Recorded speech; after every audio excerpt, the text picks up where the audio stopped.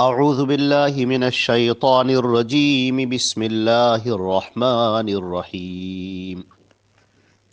ومن يعمل من الصالحات وهو مؤمن فلا يخاف ظلما ولا هضما۔ یہ سورہ طٰہٰ کی آیت نمبر 112 ہے، اور ترجمہ اس آیت کا یہ ہے: اور جو بھی نیک کام کرے گا اس حال میں کہ وہ مومن ہے تو نہ اسے کسی ظلم کا اندیشہ ہوگا اور نہ کسی نقصان کا۔ حضرات گرامی، یہاں سے جو منظر کھینچا جا رہا تھا قرآن پاک میں، قیامت کا جو منظر کھینچا گیا اور یہ بیان کیا گیا کہ سارے لوگ، انس اور جن، سب کے سب اللہ رب العزت کے سامنے حاضر ہوں گے، اور اس وقت وہاں پر وہ اپنے اعمال کا بدلہ پائیں گے، اور اس وقت لوگ خوف سے لرز رہے ہوں گے، اور اس وقت لوگوں کے تمام اعمال ان کے سامنے ہوں گے۔ جس کا نامہ اعمال اس کے داہنے ہاتھ میں دیا جائے گا وہ بہت ہی خوش ہوگا، اور جس کا نامہ اعمال اس کے بائیں ہاتھ میں دیا جائے گا وہ انتہائی دکھ اور درد میں ہوگا، اور اسے اپنا انجام سامنے نظر آ رہا ہوگا۔ اللہ کی جنت اور جہنم دونوں قریب کر دی جائیں گی، اور وہ دیکھ رہا ہوگا، اور پھر وہ یہ سوچ رہا ہوگا کاش کہ میں نے نیک کام کیے ہوتے، کاش کہ میں نے اچھے کام کیے ہوتے تو آج مجھے جنت ملتی۔ اور وہ دیکھ رہا ہوگا کہ کس طرح مجرمین کو پکڑ کر، زنجیریں پہنا کر، منہ کے بل گھسیٹ کر جہنم کی بھڑکتی ہوئی آگ میں ڈالا جا رہا ہے۔ اب اللہ رب العزت نے یہاں پر ایک بات ارشاد فرمائی: وَمَن يَعْمَلْ مِنَ الصَّالِحَاتِ، اور جو بھی شخص، یہاں پر لفظ من کا استعمال ہے، جو بھی شخص، اس کے اندر تمام نوع انسان آ گئی، تمام بشرت، تمام بشر سب اس کے اندر شامل ہو گئے، انس اور جن سب کے سب آ گئے، کہ جو بھی، چاہے وہ مرد ہو یا عورت ہو، کوئی بوڑھا ہو، کوئی امیر ہو یا غریب ہو یا فقیر ہو، جو بھی شخص ہو، وَمَن يَعْمَلْ مِنَ الصَّالِحَاتِ، جو بھی نیک کام کرے گا، اور یہاں پر فرمایا گیا نیک کام میں سے کچھ بھی کرے گا، مِنَ الصَّالِحَاتِ، نیک کاموں میں سے کچھ بھی اگر وہ نیک کام کرے گا، وَهُوَ مُؤْمِن، شرط یہ ہے کہ وہ مومن ہو، تو ایسے شخص کو فلا یخاف ظلما ولا ہضما، ایسے شخص کو نہ کسی ظلم کا اندیشہ ہوگا اور نہ کسی نقصان کا۔ یعنی کہ جس کو قرآن پاک میں دوسری جگہ پر کہا گیا ہے فَمَن يَعْمَلْ مِثْقَالَ ذَرَّةٍ خَيْرًا يَرَهُ وَمَن يَعْمَلْ مِثْقَالَ ذَرَّةٍ شَرًّا يَرَهُ، کہ اگر کوئی ایک رائی کے دانے کے برابر بھی اگر نیک کام کرے گا تو وہ اس کو پالے گا، اور اگر کوئی رائی کے دانے کے برابر بھی برا کام کرے گا تو وہ اس کو دیکھ لے گا۔ تو معلوم یہ ہوا کہ کوئی بھی شخص جو بھی نیک کام کرے، اچھا کام کرے، تو اس کا وہ نیک عمل ضائع نہیں ہوگا۔ لہٰذا نبی کریم صلی اللہ علیہ وسلم نے فرمایا کہ تم کسی بھی نیکی کو حقیر مت سمجھو، کوئی بھی نیکی کم نہیں ہوتی ہے۔ نیکی چاہے وہ ایک چھوٹی سی نیکی کیوں نہ ہو، جس کو ہم لوگ اپنے معاشرے میں چھوٹی سی نیکی سمجھتے ہیں، لیکن وہ بہت بڑی نیکی ہے۔ وہ اس دن کام آئے گی جس دن کسی کے کوئی کام نہ آ رہا ہوگا۔ کسی سے مسکرا کر مل دینا یہ بھی ایک نیکی ہے، راستے سے کوئی تکلیف دہ چیز کو دور کر دینا یہ بھی ایک نیکی ہے، پیاسے کو پانی پلا دینا چاہے وہ جانور ہی کیوں نہ ہو یہ بھی ایک نیکی ہے، اور کسی کے ساتھ بھی ادنا سا بھی ظلم کرنا،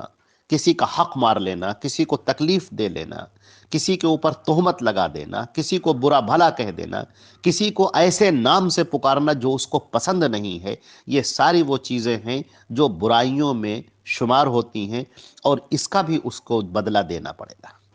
کل قیامت کے دن اس کو اس کا بدلہ ملے گا کہ اس نے کسی کا دل دکھایا، کسی پر الزام لگایا، یا کسی کو غلط نام سے پکارا، یا کسی کا حق مار لیا، یہ سارے وہ گناہ کے کام ہیں جس کا اسے بدلہ ملے گا۔ تو اللہ رب العزت نے ارشاد فرمایا وَمَن يَعْمَلْ مِنَ الصَّالِحَاتِ، کہ جو بھی نیک کاموں میں سے ذرا سا بھی کام کرے گا، ادنا سا بھی، تھوڑا سا بھی جو نیک کام کرے گا، تو اس نیک کام کا اسے بدلہ مل کر رہے گا۔ وہ نیکی اس کی ضائع نہیں ہوگی، وہ نیکی اس کی برباد نہیں ہوگی، بلکہ اس نیکی کا اسے بدلہ ملے گا۔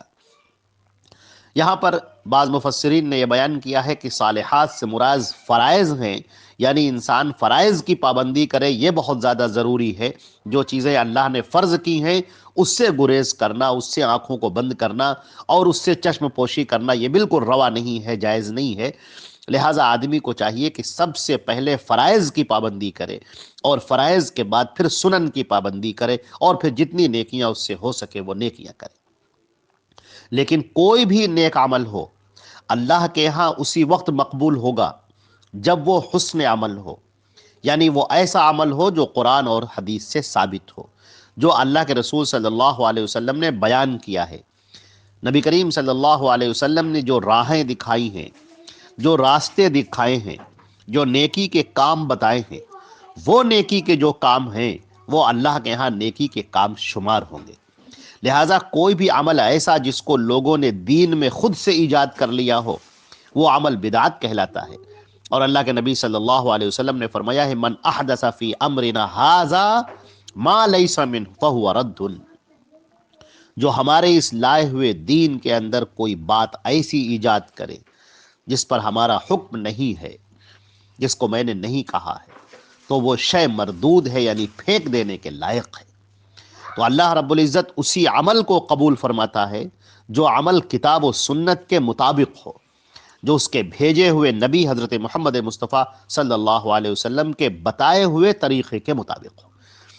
اللہ کے نبی صلی اللہ علیہ وسلم نے جو طریقے بتائے ہیں،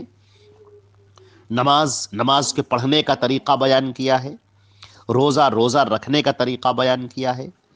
حج کے کرنے کا طریقہ بیان کیا ہے، طواف کے کرنے کا طریقہ بیان کیا ہے، ذبح کیسے کیا جائے، قربانی کیسے کی جائے، اس کا طریقہ بیان کیا ہے۔ لہٰذا ہمارے نبی صلی اللہ علیہ وسلم نے نیکی کے کاموں کو کر کے دکھایا ہے، اس کی تفصیلات بتائی ہیں، اس کی جزیات بتائی ہیں۔ لہٰذا ہر وہ عمل جو کتاب و سنت کے مطابق ہوگا وہ اللہ کے ہاں قابل قبول ہوگا، اور جو بدعت ہوگا، جو لوگوں نے خود سے ایجاد کر رکھا ہے، تو وہ عمل اللہ کے ہاں قابل قبول نہ ہوگا۔ اب دوسری شرط، یہ تو ہوئی پہلی شرط کی کتاب و سنت کے مطابق ہو۔ دوسری شرط یہ ہے وَهُوَ مُؤْمِن، کہ وہ مومن ہو، حالت ایمان میں اس نے یہ کام کیا ہو، اور حالت ایمان میں اس دنیا سے وہ رخصت ہوا ہو۔ تو حالت ایمان، یہ ایمان بہت زیادہ ضروری ہے۔ اللہ پر ایمان، اس کی وحدانیت پر ایمان، اس کی الوہیت پر ایمان، اور اسی طرح رسول پاک صلی اللہ علیہ وسلم کی رسالت پر ایمان۔ اللہ کے رسول صلی اللہ علیہ وسلم نے جو جو چیزیں بتائی ہیں ان سب پر ایمان لانا، ایمان بالغیب جسے کہتے ہیں، ان سب پر ایمان لانا۔ بغیر ایمان کے لائے ہوئے، یعنی بغیر مسلمان ہوئے، کسی کا کوئی نیک عمل قابل قبول نہ ہوگا۔ فرمایا گیا کہ فَلَا نُقِيمُ لَهُمْ يَوْمَ الْقِيَامَةِ وَزْنًا،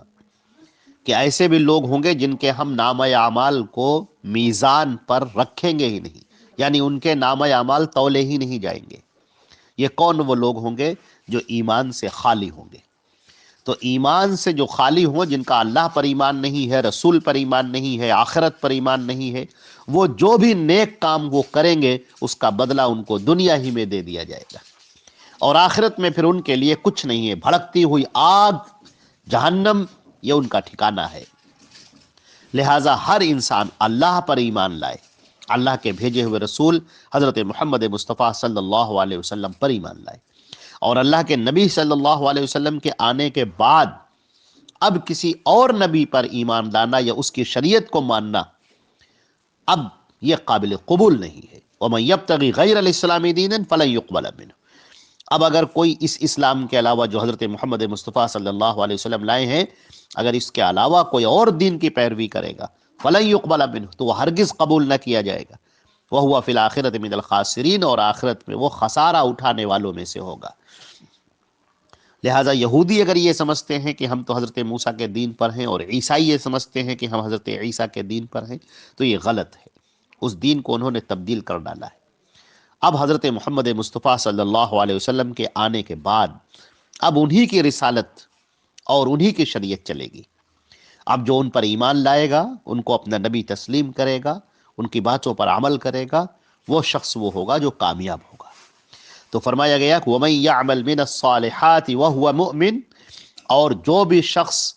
اعمال میں سے نیک اعمال کرے گا اس حال میں کہ وہ مومن ہے، تو ایسے شخص کے لیے فرمایا گیا فَلَا يَخَافُ ظُلْمًا، تو اس کو کسی بھی ظلم کا اندیشہ نہیں ہوگا۔ ظلم کا مطلب اس کے ساتھ کوئی زیادتی نہیں کی جائے گی، اس کے ساتھ کوئی ظلم نہیں کیا جائے گا، ولا ہضم، اور کوئی نقصان نہیں ہوگا، اس نے جو نیکی کی ہے اس نیکی کا بھرپور بدلہ اس کو ملے گا، بلکہ جتنی اس نے نیکی کی ہے اس سے کہیں زیادہ اس کو بدلہ ملے گا۔ لہٰذا ایسے شخص کو بالکل مطمئن ہو جانا چاہیے جو اللہ اور اس کے رسول پر ایمان لانے والا ہے اور پھر نیکی کرنے والا ہے،